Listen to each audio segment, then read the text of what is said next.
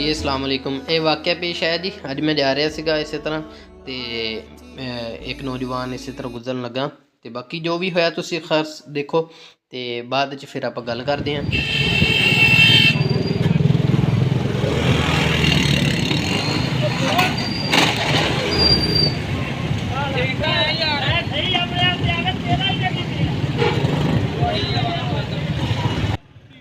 अच्छा, आप ना इस बंदे की डिटाई चेक करें कि अपनी गलती है, गिरा है और फिर उस बंदे को रेडी वाले को गालियां देने लग गया है वहाँ आप पर खड़े शुक्र थे ना करें रोड बच पर। गए हैं, आप बच गए हैं, कोई बात नहीं।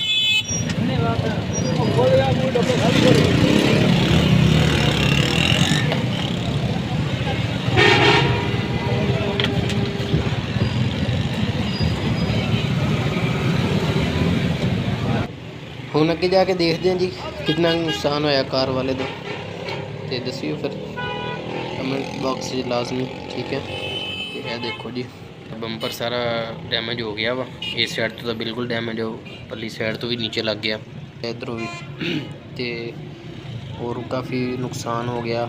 ਉਹ ਭਾਈ ਦੀ ਮਿਹਰਬਾਨੀ ਹੈ ਜੀ, ਇਹਨਾਂ ਨੇ ਕਿਹਾ ਕੁਛ ਨਹੀਂ ਹੈਗਾ, ਨਹੀਂ ਤਾਂ ਤੁਹਾਨੂੰ ਪਤਾ ਵਾ ਪਾਕਿਸਤਾਨ ਦੇ ਜਿਸ ਤਰ੍ਹਾਂ ਦੇ ਹਾਲਾਤ ਆ ਤੇ ਕਸੂਰ ਨਾ ਵੀ ਹੋਵੇ ਤਾਂ ਬੰਦਾ ਵਿੱਚ ਫਸ ਜਾਂਦਾ ਵਾ। ਤੇ ਇਹ ਵੀ ਉਹਨਾਂ ਦੀ ਖੁਸ਼ਦਿਲੀ ਆ ਕਿ ਉਹਨਾਂ ਨੇ ਨਹੀਂ ਕੁਛ ਕਿਹਾ, ਜਾਨ ਦੇ ਦਿੱਤਾ, ਹਾਲਾਂਕਿ ਉਹਨਾਂ ਦੀ ਗਲਤੀ ਵੀ ਕੋਈ ਨਹੀਂ ਸੀ ਕਾਰ ਵਾਲੇ ਦੀ। ਤੇ ਨੌਜਵਾਨ ਜਿਹੜਾ ਸੀ ਮੋਟਰਸਾਈਕਲ ਜਿਹੜਾ ਗਿਰਿਆ ਵਾ ਉਹਦੀ ਗਲਤੀ ਸੀਗੀ, ਤੁਸੀਂ ਖੁਦ ਦੇਖ ਸਕਦੇ ਆ। ਤੇ ਬਾਕੀ ਅਗਰ ਮੈਂ ਗਲਤ ਹਾਂ, ਮੇਰੀ ਰਾਏ ਗਲਤ ਹੈ, ਤੇ ਤੁਸੀਂ ਮੈਨੂੰ ਦੱਸ ਸਕਦੇ ਆ ਕਿ ਗਲਤੀ ਕਾਰ ਵਾਲੇ ਦੀ ਹੈ ਜਾਂ ਕਿਸੇ ਹੋਰ ਦੀ ਗਲਤੀ ਹੈ, ਠੀਕ ਹੈ। ਇਹ ਲਾਜ਼ਮੀ ਤੁਸੀਂ ਵੀ ਆਪਣੀ ਰਾਏ ਦੇਣੀ ਹੈ, ਠੀਕ ਹੋ ਗਿਆ। ਬਾਕੀ ਯਾਰ ਖਿਆਲ ਕਰਿਆ ਕਰੋ ਜੀ।